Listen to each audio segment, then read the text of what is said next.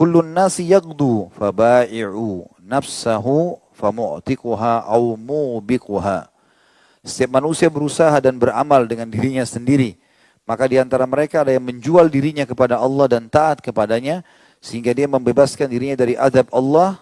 Atau di antara mereka ada yang menjual dirinya kepada syaitan, sehingga dia menghancurkan dirinya. Orang yang patuh, saleh dan salihah, halal nikmati, perintah kerjakan, larang dijauhi, dia telah menjual dirinya pada Allah. Dan beruntunglah dia.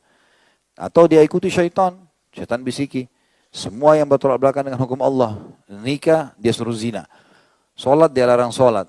Ya. Orang suruh amanah, dia suruh bohong. Tinggal pilih. Dia mengikuti syaitan, maka dia menghancurkan dirinya sendiri. Sebagaimana seorang muslim meyakini bahwa sesuatu yang dapat membersihkan dan mensucikan jiwa adalah kebaikan iman dan amal saleh. Dan sesuatu yang dapat menodai, mengotori dan merusak adalah keburukan dan kekufuran, juga kemaksiatan. Hati-hati teman, kita kalau masuk ke dalam satu pintu kemaksiatan, kita seperti masuk ke lumpur kotor. Ya. Mendekat saja sudah bau sebenarnya. Begitu kita injakan kakinya, terceluk kaki kita, nggak nyaman di sendal. Pernah ya sendalnya kemasukan becek, pernah rasa? Nggak nyaman kan? Padahal becek itu sedikit tanah basah. Kenapa kita nggak nyaman teman-teman sekalian? Begitu dosa itu. Sebenarnya kita nggak nyaman. Kita kalau buat dosa, kita kayak ketakutan, kayak dihantui, rasa nggak nyaman. Sebenarnya dosa begitu. Sayangnya ada orang sengaja jebur, mau tambah kotor. Dan makin dia jebur, makin susah dia bersihin badannya. Dosa begitu. Kita kalau sekali buat dosa, untuk kembali pun itu masih butuh pendongkrakan jiwa yang luar biasa. Gimana kalau dia terjerumus terus gitu? Gak apa-apalah nanti, gak apa-apalah nanti. Tambah banyak kotoran, tambah susah dia bersihin dirinya.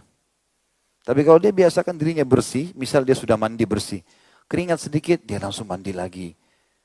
Sedikit dia gak rasa nyaman, dia ganti bajunya. Nyaman terus kan dia. Nah begitu orang perumpamaan orang yang beriman dengan orang yang berbuat maksiat. Kotor tuh teman-teman sekalian.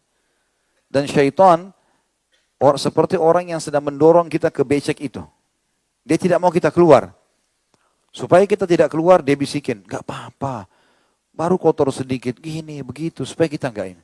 Bahkan kadang-kadang yang sering digoda orang-orang beriman, kata para ulama adalah syaitan mengatakan, sudah terlanjur kau kotor. Percuma.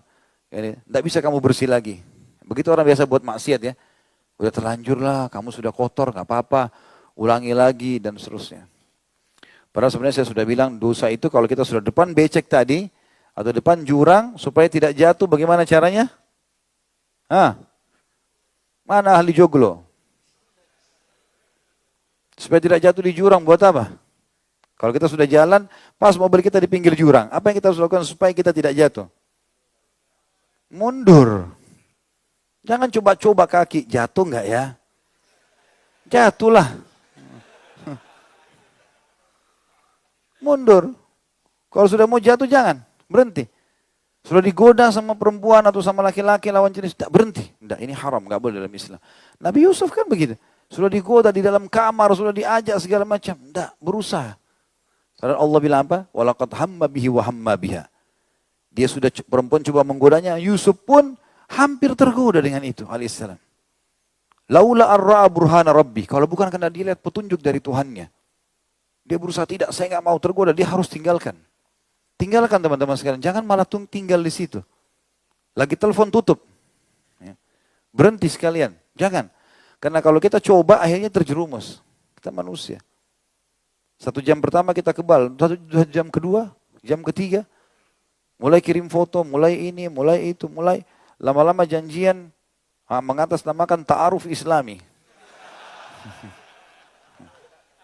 Dusta besar.